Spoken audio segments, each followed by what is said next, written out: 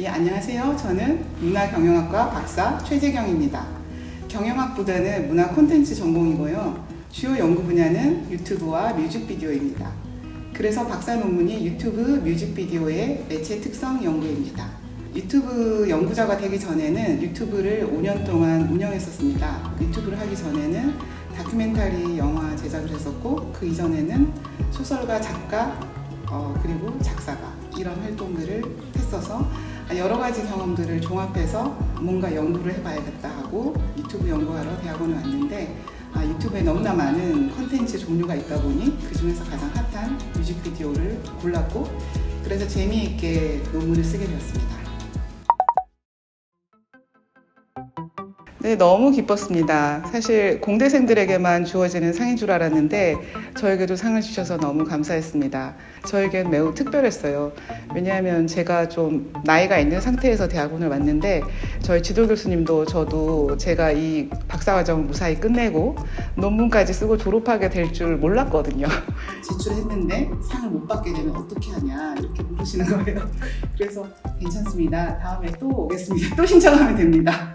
제가 이 상을 받게 된다면 꼭 지도 교수님께 밥을 사드리고 싶습니다. 이렇게 말씀드렸는데, 실제로 상을 받게 돼서 그 상금으로 저희 지도 교수님과 또 저에게 많은 도움을 주신 그 고마운 교수님들께 식사 한 끼 대접할 수 있어서 너무 행복했습니다. 이 나이에 대학원을 오면 사람들이 저랑, 특히 젊은 친구들이 저랑 같이 친구가 되어줄까? 약간 그런 생각이 있었는데, 사실 이제 좀 나이가 들어서 뭐 사회 경험을 하다가 온 친구들도 있고 또 그냥 젊은 사람들도 있는데, 모두 같은 교실에서 함께 공부한다는 이유로 이제 같이 원우라는 친구가 되다 보니 역시 대학원 생활의 백미는 대학원 동기들과의 관계구나, 교류구나, 그걸 깨닫게 됐습니다.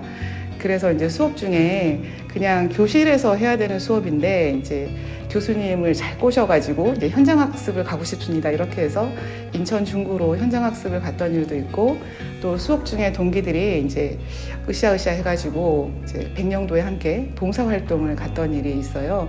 그러면서 1박 2일 같이 있으면서 너무 즐거웠어요. 그래서 공부하러 온 대학원이지만 가장 기억에 남는 것은 매우 즐거웠던 경험들입니다. 이제 처음에 어떤 교수님께서 그러셨어요.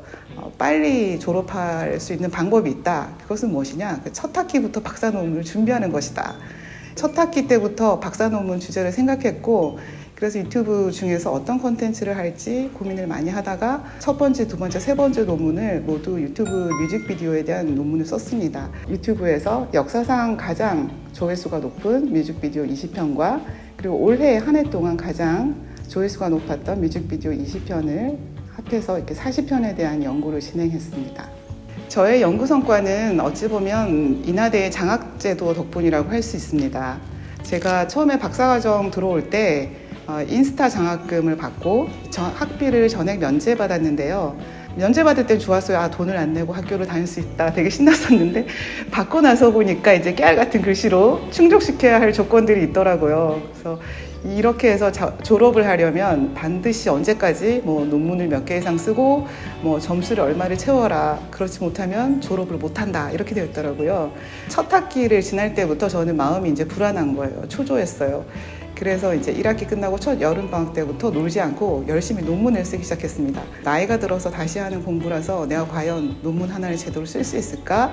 이런 좀 불안감도 있었는데, 그래도 열심히 하고 또 교수님께 매달리고 그러니까 이제 하나의 성과물이 나왔고, 그게 이제 하나의 자신감을 형성해서 그 두 번째 논문을 또 준비하게 되었는데, 저희 교수님이나 주변 분들이 걱정하시고, 왜냐하면 제가 이러다 쓰러져 죽거나 너무 논문을 쓰겠다는 생각으로 뭐 이렇게 병이 들거나 그럴까봐 못하게 하신 것 같은데, 저는 이제 이 논문의 이 절차가 있잖아요. 데드라인이 있고 또 그 작은 심사, 큰 심사가 있는데, 한번 이 과정을 활용해서 한번 논문을 써봐야겠다라는 생각을 했고, 갈 수 있는 데까지 가자. 뭐 어디에서 스톱하면 스톱한 데에서 그 다음 학기 또 할 수 있지. 이렇게 생각해서 게임을 하는 심정으로, 그리고 스포츠를 하는 심정으로 한번 해봤습니다. 그런 게 아마 약간 나이가 있는 사람의 연륜이 아닐까? 그런 생각을 하면서 이거보다 더 힘든 일도 많이 겪어왔는데 내가 논문 앞에서 좌절할 수 없다. 그런 생각을 했고, 또 친구들이 많이 도움을 줬어요. 왜냐하면 친구들이 이미 거의 다 여러 학교에서 교편을 잡고 있고 교수님들이다 보니 지도 교수님이 10명, 20명쯤 되는 거예요. 이건 어떤 마음가짐을 가지고 어떤 식으로 하면 된다라고 이제 이야기해 주는 분들이 많이 있어서 그걸 다 종합해서 반영해서 논문을 쓸 수 있었습니다. 연구 성과에 대해서는 사실 박사 논문이기 때문에 논문을 쓰고 나서 더욱 겸손한 자세를 갖게 되었습니다. 산을 넘을 때는 이게 너무 큰 산처럼 보였지만 넘고 나니 아주 작은 집 앞 언덕이었다 뭐 이런 생각이 들 정도로 개인적으로 이제 저는 평생 동안 여러 종류의 문화 콘텐츠를 창작하고 기획하는 일을 업으로 삼아왔습니다. 처음에 이제 21살에는 이제 015B 작사가로 경력을 시작했고, 그리고 이제 25살에 되게 빨리 소설가로 데뷔했습니다. 그러고 나서 이제 소설을 잘 쓰기 위해서는 뭐 기자 생활도 해야 된다더라 해서 이런저런 프리랜서 저널리스트 활동하고 또 논픽션을 쓰고 뭐 픽션을 쓰고 이제 그런 식으로 소설가로서 성장을 했는데, 그러다가 남편과 함께 미국 유학을 가게 되었습니다. 거의 이제 30대 중반에 남들이 가지 말라고 말리는 나이였는데 거기에 유학을 가서 이제 남편이 공부하는 동안 저도 이제 다큐멘터리 제작과 보드게임 기획을 전공했는데 사실은 이제 앞에서 제가 소설가로 일을 해왔기 때문에 여기서도 이제 팀과 함께 일하면서 이제 글만 써야지 이런 생각을 했는데, 하다 보니까 이제 카메라 뭐 촬영 기술이라든지 뭐 편집 기술이라든지 이런 것들을 다 저도 이제 마스터하게 되어서 그래서 영상으로 넘어가는 매체 전환이 개인적으로 이루어졌습니다. 그래서 이제 한국에 나중에 돌아온 후에는 유튜브가 이제 히트하고 있는 시점이어서 저도 유튜브 채널을 이제 5년간 운영하게 되었습니다. 그러면서 이제 600편 이상의 콘텐츠를 제작했어요. 굉장히 재미있었기 때문에 5년의 세월을 바쳤는데 그렇게 제가 이제 생산성이 있었던 적이 없었던 것 같아서 이 일을 내가 정말 좋아하는구나 그 생각을 했는데, 또 후속 세대와 공유해야 되는 것이 지금 시점에서 필요한 게 아닌가 그렇게 생각해서 대학원으로 들어오게 되었습니다. 저는 호기심과 또 자연스럽게 열린 기회를 따라온 제 인생이 한편으로는 일관되지 못하고 너무 산만하다고 생각했는데, 박사 논문을 쓰면서 정말로 그게 하나로 통합되고 정리되는 경험을 했어요. 그래서 뮤직비디오 연구는 21살의 작사가로서의 그 출발점과 이어지고, 또 유튜브는 그동안 글과 영상을 통한 이제 스토리텔링, 그리고 또 수용자들을 만나는 그 경험이 모두 하나가 되는 지점이니까요. 유튜브 뮤직비디오의 매체적인 특성 연구라는 제목 속에는 제가 텍스트에서 영상에 이르기까지 경험한 다양한 매체에 대한 이해가 담겨 있습니다. 그래서 학문적 완성도는 어떨지 몰라도 제 개인적으로는 지난 인생을 한번 총정리함으로써 이제 힘차게 미래로 나아갈 수 있는 동력을 얻게 되었습니다. 학문적으로 보았을 때는 지금 K-POP 아티스트들이 유튜브 뮤직비디오를 통해 글로벌한 인기를 구축하고 있는 시기잖아요. 그래서 K-POP 산업이 그 성장하는데 실질적인 도움을 줄 수 있는 연구라고 생각했습니다. 유튜브라는 게 이제 처음 생겼을 때는 사람들이 유튜브도 몇 년 가다 말겠지라고 했는데 그 유튜브가 이제 20년이 되었어요. 지금 시점에서 모든 그 가수들이 뮤직비디오 형태로 신곡을 발표하기 때문에 그런 뮤직비디오 중에서 최고 작품 40편에 대한 분석 연구가 담겨 있으니까 도움이 될 것 같습니다. 그 중에서 올해 1위는 로제와 브루노 마스의 아파트였고요.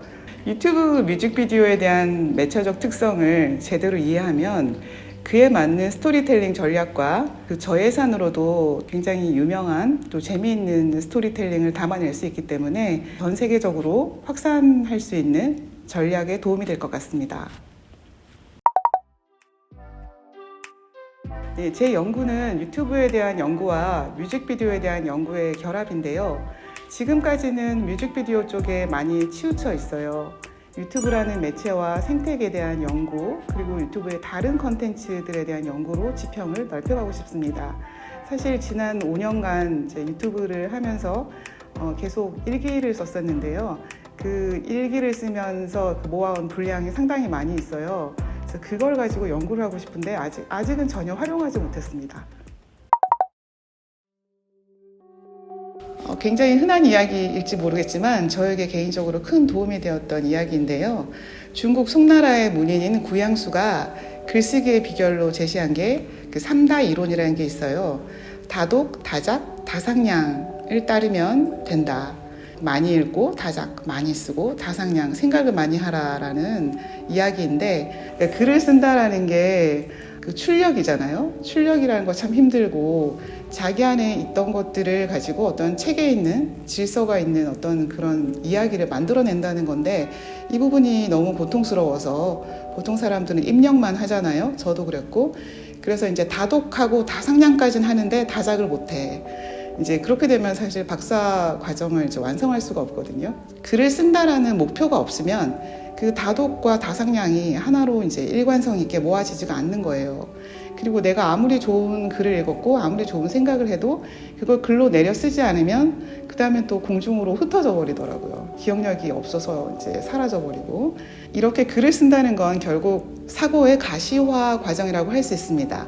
제가 어떤 생각을 했고 무엇을 감명 깊게 읽었는지를 눈에 보이게 만드는 것이죠. 그게 글이잖아요. 그래서 이런 글을 소논문이든지 박사 논문이든지 언제까지 써야 된다라는 목표를 가지고 이제 글을 읽게 되면 훨씬 목적의식이 생겨가지고, 내가 모든 것을 다 붙잡지 못하더라도 이 한 줄의 글을 붙잡아야겠다라는 생각을 하게 되고, 그래서 결국 출력으로 이어지더라고요. 그래서 옛날 사람 말이지만 틀린 게 하나도 없다. 세상에 나보다 더 많은 입력을 한 사람 많지만 결국 출력하는 사람이 승자다. 그 생각을 하게 됐어요. 그래서 이제 대학원 와서 글을 쓰시고 할 때 글 쓰는 게 너무 어렵다라고 생각하실 때 그 글쓰기라는 것 자체가 사실 목표라는 것을 이제 생각하시면 이제 거기에 맞춰서 글을 읽고 생각하는 게 될 것 같아요. 그리고 무엇보다 데드라인을 무서워하지 마라. 데드라인은 생명줄이다. 왜냐하면 데드라인이 있기 때문에 글을 쓰고 성과를 낼 수 있다는 걸 이제 대학원 과정을 통해서 깨달았어요. 데드라인이나 심사라는 것은 나를 판단하기 위해서 있는 게 아니라 내가 그 선을 넘어갈 때 라이프를 얻을 수 있게 하려고 있는 과정들이다. 장치들이다. 그래서 그걸 위해서 많은 이제 행정하는 분들도 있고 또 많은 학교라는 제도나 조직이 있는 것이고, 그 속에서 결국 학생을 살리고 학생의 좋은 성취를 내게 하기 위해서 존재하는 것이기 때문에 이제 그러한 것들을 잘 활용하면 자기가 가장 좋은 열매를 얻을 수 있게 된다는 걸 말씀드리고 싶습니다. 네, 지금까지 두서없는 말씀 들어주셔서 감사합니다. 저는 문화경영학과 박사 최재경이었습니다.